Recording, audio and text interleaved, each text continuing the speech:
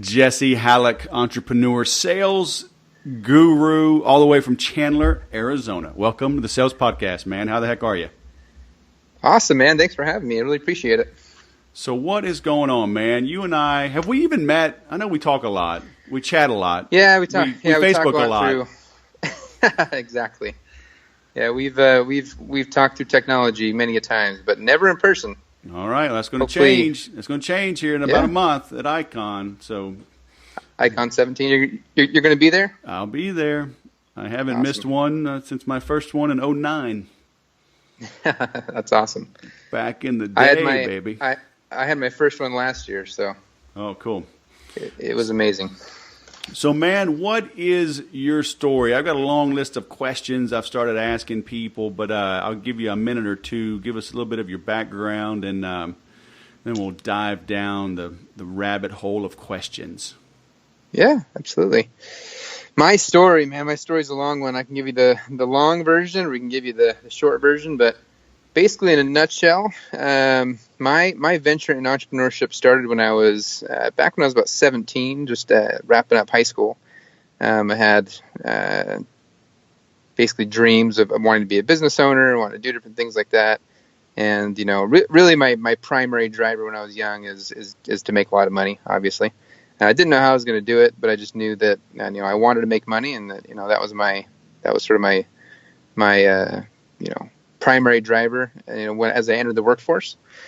So when I left high school, kind of took the standard issue year off of college and decided I wanted to test out the cell phone industry back when we were selling the Motorola Razors and the BlackBerry Pearls back when the industry was booming, and quickly took a really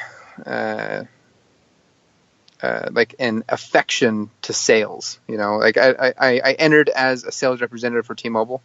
And in my first month, I was number one in every category in the market. Like I performed really well, and there was this like addiction that sort of quickly happened with just the art of the sale, like getting somebody to buy something. So that's kind of how I got hooked into, my claws got hooked into selling, was that very first month selling phones, and then I got my paycheck, and I was like, wow, this is what's up. I made more in my first month in my first real job than my parents do, right?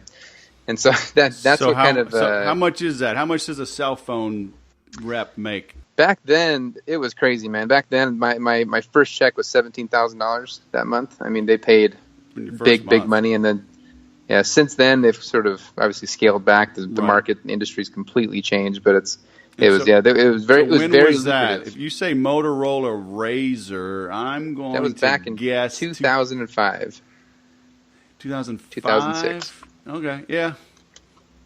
Man, right around there. Yep. So basically what happened is I was with T-Mobile for about a year, got a couple promotions, but throughout that process, there was this company that was up and coming called Zag. And they're the maker of the invisible shield. So they basically, if you don't know what that is, they would apply this like plastic film on your phone or tablet or any electronic device. And so they would sell it to you as well as install it. And it was sort of having a case on your phone without the bulk, right? So that was during that time was the kind of when the first iPhone launched in September of 2006. And everything was about going thinner and making things smaller. Like the Razor came out, and was it 2006 or 2007? I think it was 2007. 2006. Man, I'm gonna have to Google that. Keep going. I'm racking my brain. It is, yeah. So September 2007. You're right. Getting my years mixed up. All right. So cool. September 2007 was when that launched, and everything at that time, like the market was driving on thinner, smaller, and sleeker. And so that sort of concept to have that a protected phone without the bulk was obviously a perfect fit, right? So in any case, but before the iPhone launched around like May, June, July of 2007, we would send business like the Razors and the Pearls and stuff like that. Like the Zag store was right around the corner from us at Fashion Place Mall in Utah. I'm from Utah, by the way. So we would send them a ton of business, and I would always see their store just jammed with people, and everybody's getting their phones done. And my mind was always like, man, like they're selling this stuff for $40. It's plastic. They're putting on phones in 10, 15 minutes. And I was just thinking that they paid 10 cents or, it had to be really cheap, right? So every time I sent them a customer, because people did love their product, I was always thinking that I could do the same thing they're doing, but better. I could execute that retail experience better than they were, because the way they ran the stores, I just had questions about the way they ran the stores and stuff like that. And, so in any case, I had a lot of interest into doing that. So what ended up happening was there was a gentleman that I employed. His name was Benjamin Blatter. He was he was a sales rep of mine. And we kind of became friends, and we kind of talked about doing what Zag did with that product. And so kind of both of us together, we started doing some research, started testing out different polyurethane films to see which ones would work, because we weren't really sure what they were using. Obviously, it was a proprietary film. But after testing about 500 different products, we found one that we felt could go on a phone and would work. And then it was a matter of like finding somebody to make the inventory and design it, figuring out the whole process of creating the product. So it took about 3-4 months to get everything like tested and figured out, like, to actually make a product that could go on a phone. And long story short, when we finally isolated the product and we found somebody that could produce it for us, we got some costs and stuff like that.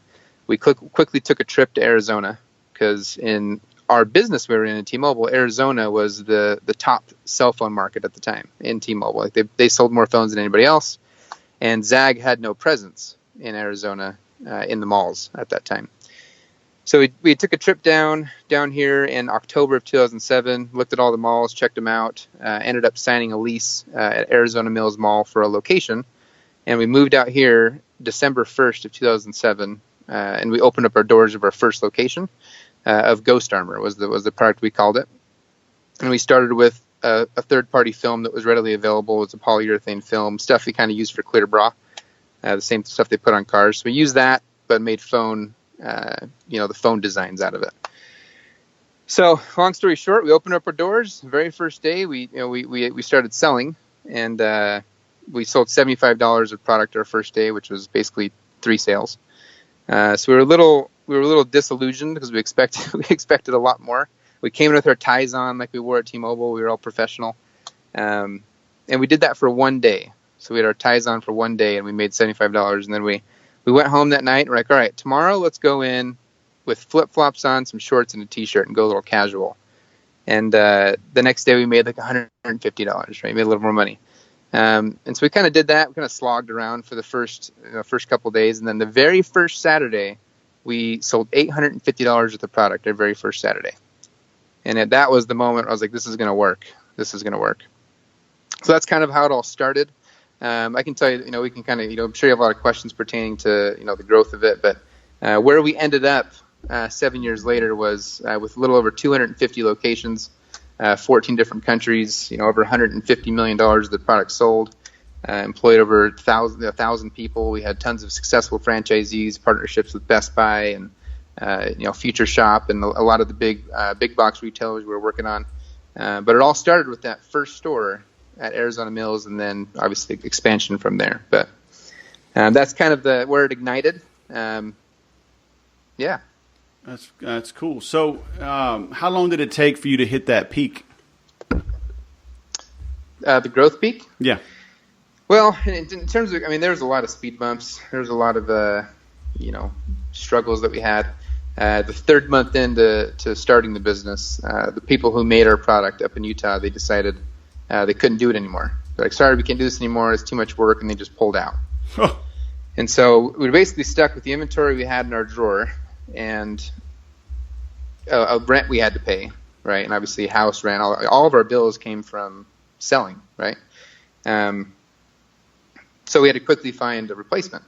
So we kind of, drove around to clear bra shops and to see if we could find somebody that could do it for us, and ended up finally, partnering with a guy that could help produce inventory for us. And within about 3 months of working with him, he stabbed us in the back, and he said he couldn't do it anymore either, and he started a competitor, which was tough. So at that point, during the time of working with him, we kind of learned how to do it ourselves. In case this ever happened again, because we got burned the first time. In case it happened again, we wanted to know how to produce the product ourselves. Yeah. So we kind of learned through watching, and when he decided to pull out, we quickly ramped up our own production team and started making our own product. Once we started making our own product, we had control of manufacturing. At that time, we started growing. So first year, and so we started in 2007. So that first month, and then 2008, we had about 5 stores, and we did about $250,000 in sales. And then by 2012 was the year that we peaked, where we did about $70 million in sales. Wow. That was about the top. So it took about 4 years to get there. And it all happened, like all of our growth, all of our brand exposure, all of the, the franchises, the Best Buy Keynotes, all of that came through our retail branding in the malls, right? Okay. People would see us in the mall, they'd stop, they'd see what it was, and we'd give them what we called our world-class customer experience, and we execute. So when we started Ghost Armor, Zag had 100 locations. In 2012, we had a little over 250, and they had 45. So they went backwards while we grew, obviously exponentially. And that was our entire focus. That was our business model. Was if we can offer that customer experience at the retail stores, that's where the business opportunities would come from. Off of from that experience. And were you selling? That's all we knew as well. And were you basically just selling that Ghost Armor, just like the shield for different devices? Yeah. So when we started, there was the flagship product, which was the clear polyurethane. So you could do just the screen, or you could do the whole thing, or you could wrap the whole thing and protect the whole phone. As we grew, we started introducing new products. There was a carbon fiber film we released. There was Duramat. There's all these different sorts of iterations on using that water-based acrylic proprietary adhesive, and then putting different designs on top of that you could put on the phone. So everything was around keeping the phone small and sleek and protected. And then it started with keeping it clear, and then going into personalization was kind of how we expanded on the product line. So how does a college dropout T-Mobile gunslinger become a manufacturer of polyurethane, carbon fiber, gizmo stuff? So everybody asks the secret, like, was it just a good product? I mean, blah, blah, blah. Like, sure, the product was good, right? I mean, Zag had a great product. There's a lot of other ones, Gadget Guards. There's a lot of other films out there, Best Skins Ever, that were similar. What we did differently that nobody else did was the experience they had with our people, the culture we had with our people, the culture we had as a company. I always relate. So people talk a lot about culture. You've probably heard the term, but culture is a buzzword, right? What's the culture like in your business, right? I mean, all those different buzzwords, your values and things like that. To me, culture is the singular most important thing you can have in a business. Process is secondary to that. You can have the most efficient Ferrari engine on the market, right? You can have the best people, the best product. You can have all the best of everything. But if you have burnt up oil in that engine, which your oil is your culture. If you have burnt up oil in the engine, you're not going to go anywhere, right? Right. And if you invest in your people, and you invest in your culture, and you invest with passion and vigor and excellence and energy, and you leave blood, sweat, and tears on the table, and they can see that, they will reciprocate that. And they will take ownership. They'll take belief. Your culture, it will be a direct representation of you, right? Whoever the leader is, if you're a business owner, if you're a leader, if you lead a team, whatever it is, right? Your team is going to have the personality that you have, right? So if you're slow to, if go ahead. Are there just going to be a bunch of old, mean men then sitting around sipping scotch? I probably shouldn't grow. Exactly. Yelling at all the kids to get off my lawn. Exactly. People underestimate the power of culture and the importance of culture. They just expect people to come in and want to work and get the paycheck and make money, and they give these lucrative commission structures, which all those things are good and they're necessary. But I can tell you right now, if you want to have explosive growth and you want to have scalable growth, and you want to have people that are going to stick with you, people that will move across the country to open up markets or do whatever they need to do to make your business successful, invest in your people, because your people will build the business. You can't do it yourself. Right. Right. You can't do it yourself. Especially if you're in a market where you have offline locations. I mean, if you're doing everything online, as you grow, you'll still need manpower as you grow. Maybe not as substantially as I did, because I have, actual physical locations. But even if you're online and you want to grow, you're going to need great people to grow. And I'll be damned if you do not invest in your people. Like, that's the thing that I just take so much pride in and so much passion in, is you build your people, you give them a great culture, you give them a great environment, you give them a great ecosystem, they'll thrive, right? It's just like a garden. You water that garden, you give it sunlight, and you give it everything it needs to grow. It's going to be successful. It's going to thrive, and everybody's going to benefit, right? As soon as you start stomping around in it, you start making a mess, and you start, just doing things that you shouldn't do, that garden's going to suffer, right? So do not, process is important. Your finances are important. Your systems are important. Your business model, all these things, your sales, all these things are important. But focus on your culture, because it intersects everywhere in your business. Right. So I can see how, like, if the demographics you're selling to, and you're doing it in Phoenix. I mean, Phoenix is a college town. I mean, it's a big metropolitan town, but it's also a big college town. And it's hot. Yeah. It's hot as all hell. I think it's hotter than hell, but so flip-flops and shorts kind of make sense. But yeah. How do you keep people from being too chill? Right? They're just and blowing things off, or just being too relaxed and not, scraping the gum off the front of the building and wiping the door handles down so you don't have fingerprint smudges all over the glass. And Totally. Do you think it's tough to keep a professional image, and run a profitable business while still being chillax? Yeah, totally.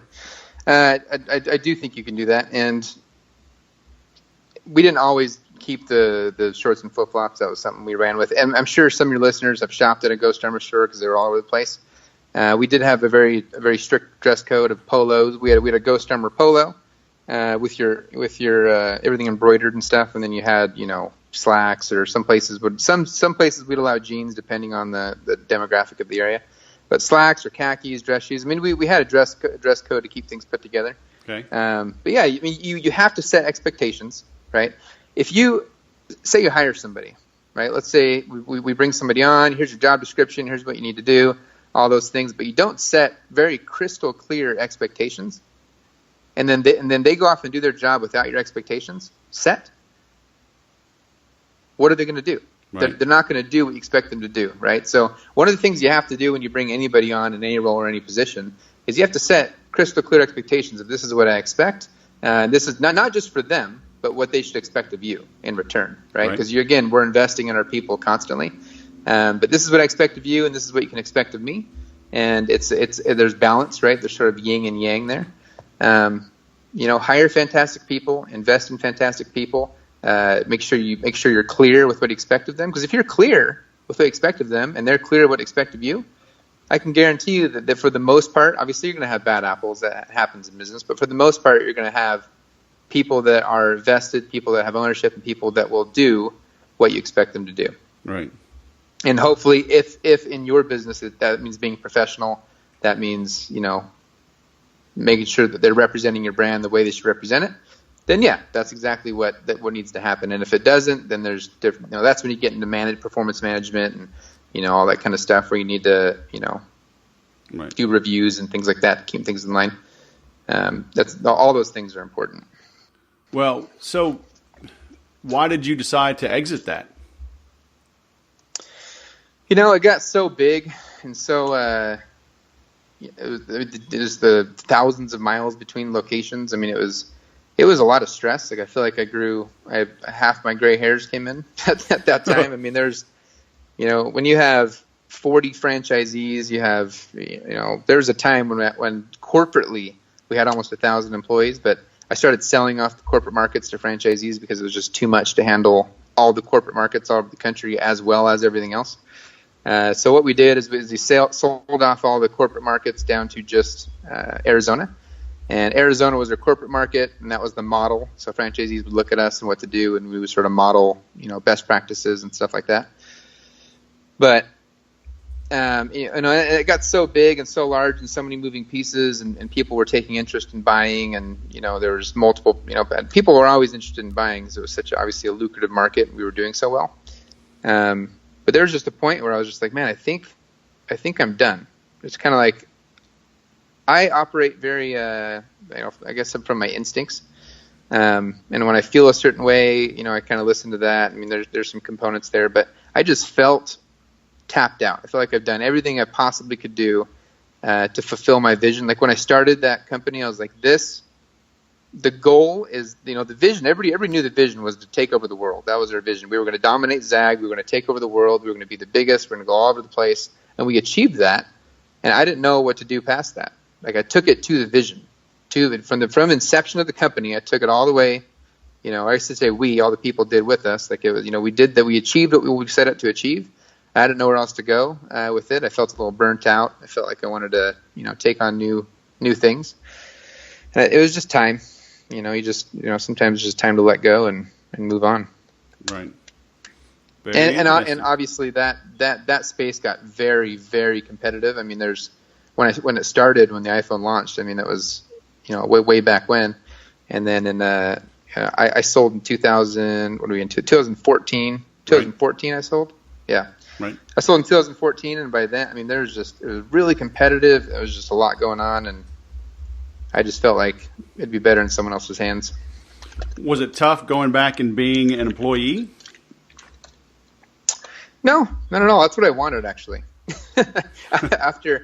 after having, I don't want to say it's stress, but after having that weight on your shoulders of everybody, paying everybody, providing for everybody, helping everybody grow and develop and become better. Like it was awesome to be able to take some of these kids, right, and develop them and get them paid and invest in them. And some of them, there's a couple of them that went on to start their own businesses, right? There's a guy actually locally here in Arizona who has a fixed iPhone shop. He has like 10 stores.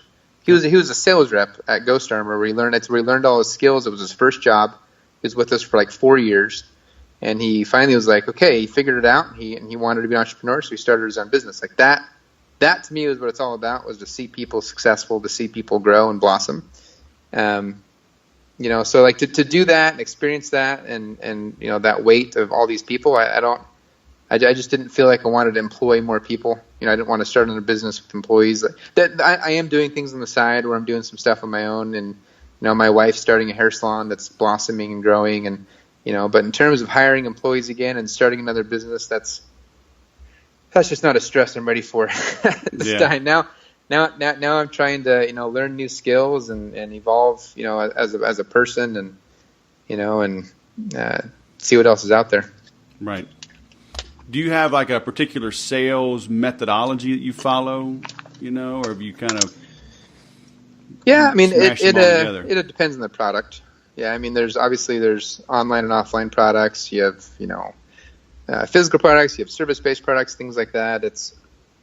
But from a sales methodology, standpoint, the most important thing that you can do. So if you think about your sales process or selling a product to somebody, don't think about it from the business's standpoint, which sounds counterintuitive.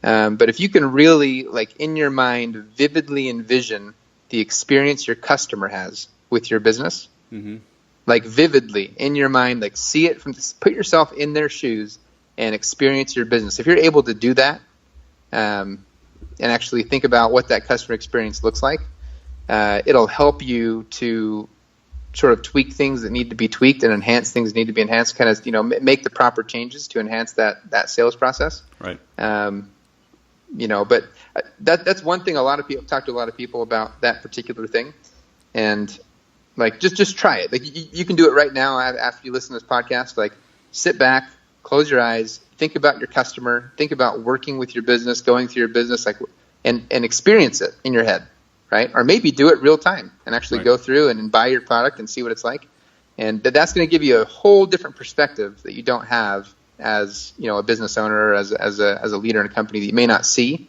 with a different perspective. And I can guarantee you're going to see things you don't see today. Yep. 100%. Right. So, but is there like a particular methodology, like Miller Hyman or Sandler or anything that stands out in your mind, or have you just kind of evolved your own methodology over time? Yeah, I've kind of I don't want to say it's like an art, but it's like I'm not sure how to describe it because I don't really subscribe to any one person's methodology. I've taken things from a lot of different people. I've read a lot of different books about different methodologies. Everybody has their own way of doing things, their own way of like branding their sales process, calling it their own, but it's, Dude, all of it's kind of regurgitation of other processes. Look, it's like all of them are just different. You're supposed to say that you only follow the Sales Whisperer methodology and that you buy everything that I put out. And you've listened to every episode of the Sales Podcast 3 times. Come on. All right. So I'm going to cut this out and then you start over again. All right? Go ahead. Very cool. To be completely honest, though, I have read a lot of your content. I've listened to a lot of your podcasts, and you do have a lot of good stuff. All right, you have redeemed yourself. That's the reason I'm even on the phone. you have redeemed yourself. Now send me a lifetime supply of Ghost Armor for my family of 9, and all will be forgiven. All right, very cool. All right, so what is in your library? What is in my library right now? No, well, now there's a difference between what's in your library, because the next question is, what are you reading right now? So these are 2 different things. Oh, I like it. They're similar, yet different. Yeah. Well, to be completely honest, I'm actually reading some historical books at the moment. Cool. If you've ever read the Iliad, I'm currently kind of checking that out. It's very. I love Roman and Greek history. Right. So I'm kind of diving into that at the moment. And it's different too when you're not forced to read it, huh? Exactly. Yeah, exactly. I just read, golly, now I'm drawing a blank. The pirate, Treasure Island. Treasure Island. That's oldie but a goodie. I'd never read it. I mean, seen the movies as a kid or whatever, and now I'm reading All Quiet on the Western Front. I've never read that. And these are literally my high school kids' books. I'm like, that's awesome. Hey, give me those. Like, I realized I'd never read them. And like All Quiet on the Western Front, it's I don't know, man. I mean, it's a little dry for me, but I see the significance, but it's a tougher read than Treasure Island, that's for sure. Yeah, Treasure Island for sure. Yeah, there's a lot of great books out there. Depending on what you're wanting to do, in terms of like sales or selling. I mean, there's hundreds of them. The one thing I'll tell you though, the one thing that I just cannot stress enough is don't read a book and try to be the book. I've had so many people do that. They'll read a book and they'll be like, okay, I have it all figured out. No, you don't, because what you just read in that book may not apply to how you can execute something, right? You as an individual, because every individual, you may not even realize it, right? But if I say, hey, Wes, use this sales process in your business, or use this sales process with a customer, or use these talk tracks, or say these things, right? It may give you a certain level of efficiency or a certain level of, conversion, I might say, in sales, right? But you as an individual have very small things about you, these nuances that are different from me or somebody else, right? And so if you want to be great at selling, if you want to be great with your customer, you have to look inward into what you're good at, what your strengths are, what your weaknesses are, and focus on your strengths. So many people look at their weaknesses and say, I suck at this. Yep. I can't do this. I need to fix that, which is, sure, you can work on that, but focus on your strengths. If you focus on your strengths and you really let those shine on your calls or in person, it's going to give you an upper hand, right? Because everybody's good at something. I might be better at something than you, and you're probably better than me at something, And so your weaknesses are good, but focus on your strengths and look inward. And the most important thing I can ever stress is think from your customer's shoes. If they're working with you, put yourself in your customer's shoes and look at yourself. Yep. How's that experience from their eyes? Yep. What can you do better? How can you improve? right? If you can have that exercise, that vision in your head, I've done that just thousands of times in so many situations, and especially when there's problems. If there's problems in a business or there's things that aren't working, and you're like, rather than looking at it from your shoes, try it from somebody else's, and you're going to see something you may not see. Yeah, I learned that years ago. I took a negotiation class way back. I was in telecom sales. This was, I don't even know, 2001 time frame, 2002 maybe. Yeah. And it taught me to see things as the buyer sees it, because as a salesperson, we just think, oh well, I know the pressure I'm under, and so you start to cave or you negotiate from a position of weakness, right? And then, but then I realized how to see things from the buyer's perspective. So it helped me. It helped me see things in my negotiation, but then it also helped me from an empathy standpoint, right? And even now, like I have my better prospecting system, BETR, and it's bonding, empathy, trust, and rapport. Because that empathy is so key. And I love you said, I love it. You read the book, don't try and be the book, because you're right. It's like watching a Tiger Woods golf instructional video.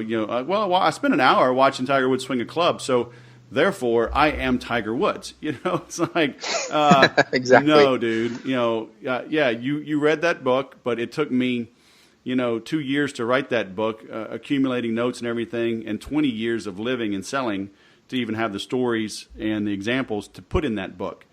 That's a great point. Yeah, the one thing I love you just mentioned, everybody talks about bonding, trust, and all that kind of stuff, but empathy, right? Empathy in sales is, I feel like, a lost skill. Yep. Obviously, if you Google right now, you Google on your computer, top 10 mistakes salespeople make, the number one mistake is listening, right? And everybody kind of knows that. You need to listen. What is it? Right? It's listening. Salespeople not listening, right? They're so excited to talk about their product. Did you say they talk too much? They talk way too much, yes. Oh, was it listening? Listening. Okay, got you. But empathy, man, it's when you're working with a customer, like, empathy comes from a place of being genuine, right?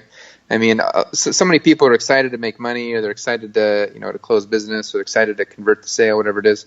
But if you can really take a genuine interest in that person, from a place of care, and you're asking questions that are meaningful, all of that's going to come across as true to them. They will feel the difference in the tone of your voice, and maybe your body language if you're in person.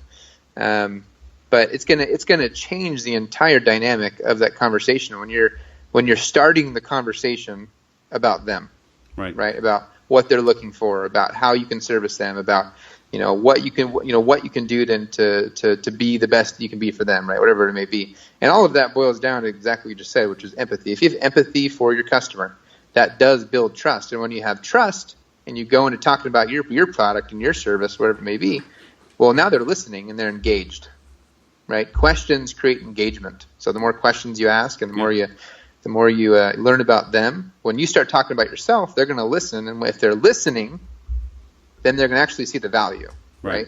And they're going to actually understand. And if they see the value and they're listening and they're engaged, well, then they're going to buy, right? And it's so many people are like, why aren't they buying? I have my product has so much value, and I talk about it. Well, they might not actually be hearing the value you're talking about because they're not engaged, because you didn't build trust and you didn't have any empathy for them. Right. If you do that in the first 5, 10, 15, 20 minutes, however long the first conversation is, the rest of it's going to be a lot easier to handle, and you're going to have a lot more engagement from them. Yep. So how have you seen sales change between 2006, in retail, and then driving your own retail? Now you're with a bigger or a big company that's growing, but in a very competitive market. You've seen an interesting iteration, I would assume, over 11 or 12 years. Mm-hmm. Absolutely. Yeah, at Ghost Armor, we started retail. We did expand e-commerce and stuff like that, and selling online, and shelf sales and retail stores, all that kind of stuff came. But the number one thing that's changing is customers have access to information like they never have before. So in theory, they're smarter, right? And they know prices. They can get better deals. I mean, all these different things are happening. They have access to different channels of buying things they never did before. So accepting that technology is here, and rather than being, I guess I should say, afraid of technology, moving your business off track, take advantage of it, right? Think about ways you can capitalize on your customer experience or technology in general, and allow your customers to have access to more information with your business. Give them other ways of engaging with your business rather than just talking on the phone or through email, or give them more dynamic ways of engaging with your business and more content that can educate them, right? No matter what business you're in, I don't care what you're selling. If you educate your customer and you give them dynamic content, stuff that maybe doesn't cost anything, right? If you give them those things and you give them access to those things and you leverage and harness technology in new and interesting ways, it's going to give you an upper hand, and it's going to position you as an authority in whatever space you're in. Right. And if you're an authority in your space, when that person's ready to do business, because that's one thing that's changed is timing of buying, right? Sort of the buying process. I feel like people are they're a little less of impulse buyers nowadays, because they can do more research pretty quickly. So they kind of buy on their own time frame, right? So if they're buying on their own time frame, they need to think of you first when they're ready to do business. And the only way they're going to think of you first when they're ready to do business is if you are there throughout that life cycle, educating them, right? Talking to them, working with them. Maybe you do that manually yourself, or maybe you use an automation tool, whatever tool you want to choose to help you with some of that.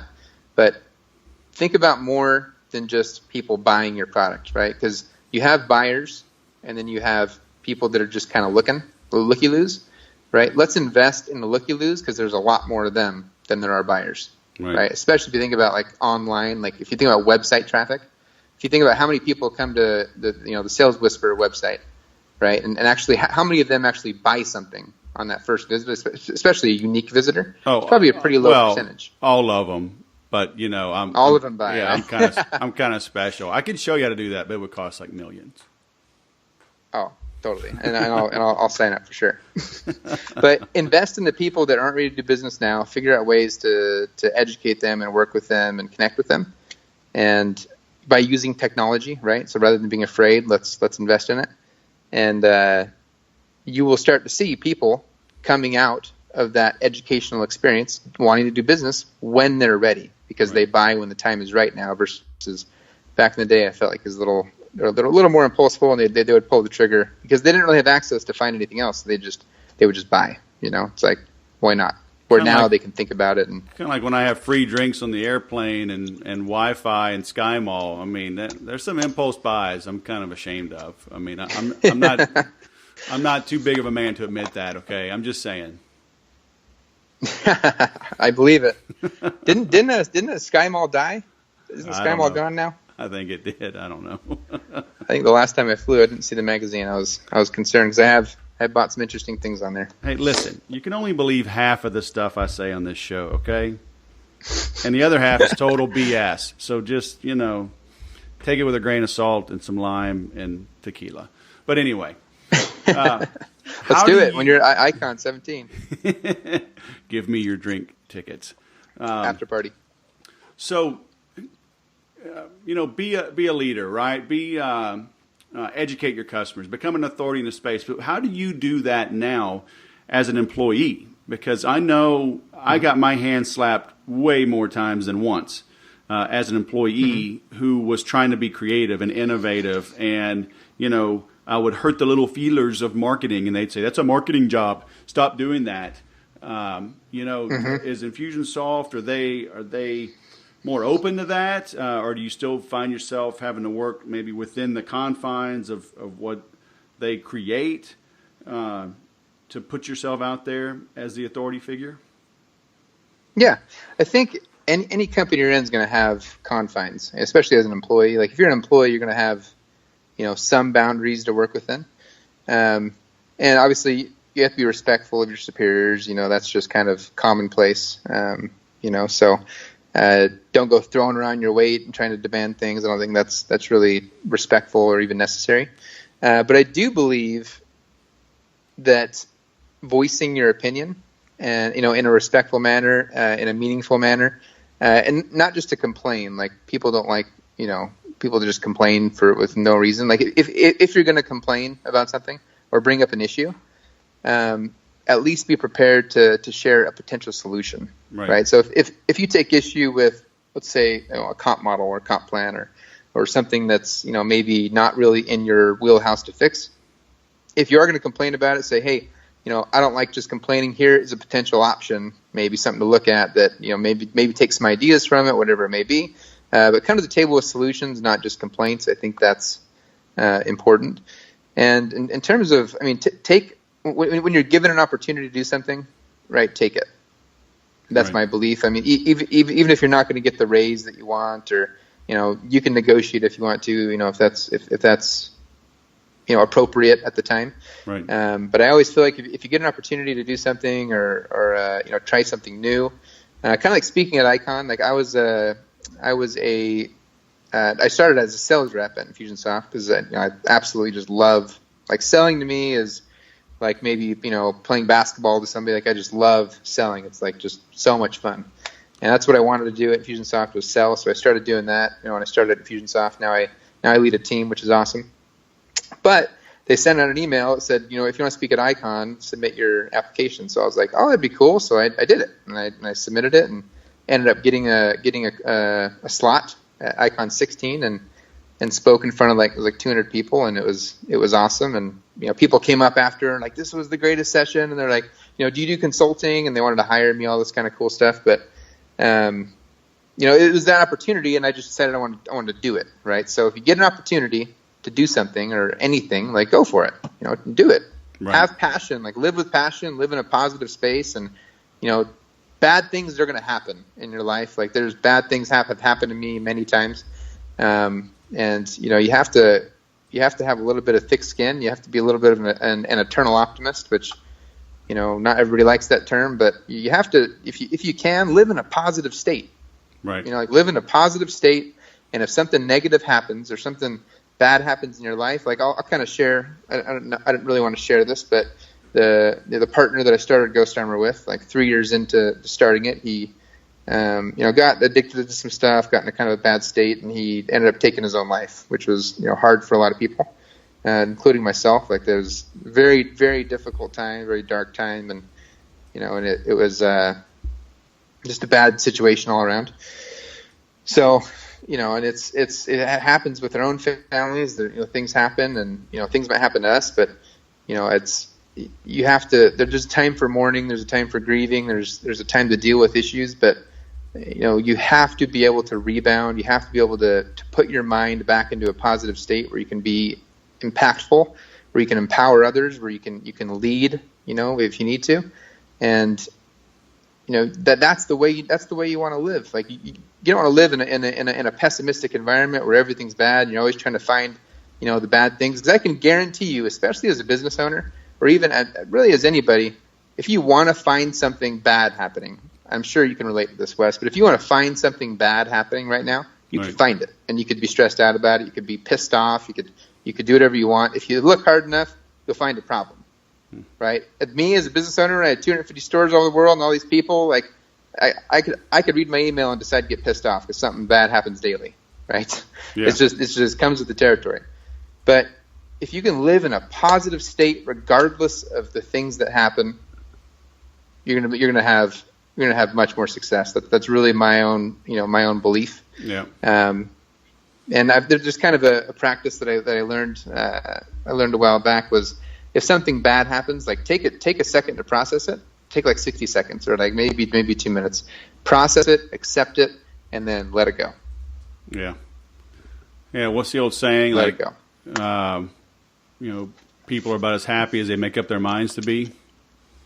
Mm-hmm. And it really is. Just decide to be happy. And I think I mentioned this on my last guest, but it's like, if you think you're desperate, you are. My dad has always told me that. We've been in tight spots before, and it's like, you'll get out of it. But if you think you're desperate, then you're desperate, and you're going to do stupid stuff. Yep. Yeah, there were times when I couldn't get a paycheck. I had to, we barely made payroll. Like there's times where, there's tough times. Everybody has struggles and issues, and you have to understand that's just part of business. That's part of life. If you have struggles with your life, that's those speed bumps and those challenges help us grow. That's what they're there for. They're there. The challenges are there for us to get past, and they help us, to improve. If life was perfect and you had no struggles, you're not going to grow, right? Because the struggles make you a better person, make you who you are. As long as you take the reins on those and you actually focus on getting past them, right? Rather than letting them bring you down. Because I've seen so many people, great people, when bad things happen, they just collapse. Right. And they let it bleed into work or bleed into personal, and then and it becomes worse. And the ripple effects just damage a lot of other things. But man, if you can live in a positive state and you can focus on the good things, right? That will do so much for you when those bad things strike. I just can't stress that enough, because it's helped me I feel like if I didn't have that, I don't know what to call it, ability, but if I didn't have this philosophy, because I've always had this, I've always just believed this way, I feel like the ghost storm would never exist. It would have died in like a year, because so many bad things happened. It was just ridiculous. But you have to be able to just be like, this is meant to be, and I'm gonna figure out how to not be a victim, and I'm gonna take ownership in this. Right. Like that to me is very important. Right. To anybody. If you weren't in sales, what would you be doing? Probably on a beach in Fiji. But teaching people how to surf. What would I be doing? To be completely honest, this may sound totally crazy, but I've always loved, if you watch American Pickers. Yeah. Like, I love antiques. I love like that space. I love history. I love historical, all of that historical stuff. Like, I just love museums. I love that whole entire space. If I could be somewhere in that space, similar to Mike and Frank on American Pickers, if I could do something like them, that would be something I might do maybe later in life. But I think that'd be a really awesome space to be in. I think that'd be cool. So would you be like the night security guard, like on Night at the Museum? Night at the Museum? No, I would probably open a store and buy and sell items and get a see, you'd still be in sales. So cool. See, that's not a good answer, because that's still true. Be in sales. Can't escape it. So deep down, you'd be a librarian. We all know that. Okay, that's what I'm putting as your answer. Perfect. I'll take it. All right, man. Final parting words of wisdom for our listeners. Do something you love. And that was off the cuff. Wes did give me this question before. I believe in this wholeheartedly. Nobody gets to see the questions ahead of time. If you are not doing what you love right now, like if you do not love what you're doing, find something you love and do that. Because if you're not doing what you love with passion, with energy, with vigor, if you're not waking up in the morning and be like, I'm so excited to do this, right? Whatever it is you're doing, then you're not living life to the fullest, right? Life is not about going in and just being there, right? And just being present. If you're not investing 110% of yourself and enjoying every minute of it and getting something in return in terms of growth or, financial freedom, all those different things that happen. But if you're not blossoming in whatever environment you're in, find an environment where you can blossom and do that, because you'll be a lot happier and you're going to find a lot more freedom and enjoyment and growth if you're doing something that you actually love. Like that's the most important thing to me, is living life with passion, man, and energy and happiness and joy and that gives you the ultimate freedom that everybody wants. So in other words, I have to start making my own bourbon. You should. If that's what you want to do. If you want to make your own bourbon, do it. I got to open my own. I don't know if that's legal, right? What's that? I don't know if that's legal to make your own liquor, but hey, Hey, it is. I just found there's a distillery right here, like 10 minutes from me. So guess where I'm going very soon? That's right. California Distillery, I think it's called, in California with a K. So I was like, what? I'll check that out. We have all these wineries here, and it's like, yeah, I can take wine or leave it. There's only so much tasting I can do. And I like beer. Beer's fine, but last several years I've just been digging the spirits, man. And there's one right here. So, okay, so this may be the last episode ever because now I'm gonna go do what I love, and I'm just gonna go drink bourbon. So live it up. Thanks for killing off the sales podcast, man. I hope you're proud of yourself. Yeah, and then one more thing is Icon 17. If anybody's coming to Icon 17, I'll be speaking there. So look for Zero to Hero, how to build a multi-million-dollar sales machine, and I'll be sharing a lot more like the dirty details and the processes, and a lot of the things that the mechanics, that you might be wanting to learn. So if you are attending that, come to the breakout session, and you can book an appointment with me, whatever, if you want to. Yeah. And then people can find you. Where do we send them? LinkedIn? Where do you hang out? Yeah, just look me up, Jesse, Jesse, Hallock, or if you want to just shoot me an email, my email is Jesse, Jesse, Hallock, Hallock, at infusionsoft.com. You can email me there. Yeah, would love to talk to you guys. All right, and we'll link to you there as well. Link to you on LinkedIn. So very cool, man. Jesse Hallock, all the way from Chandler. Appreciate it, man. All right, man. Thanks for coming on the show. All right.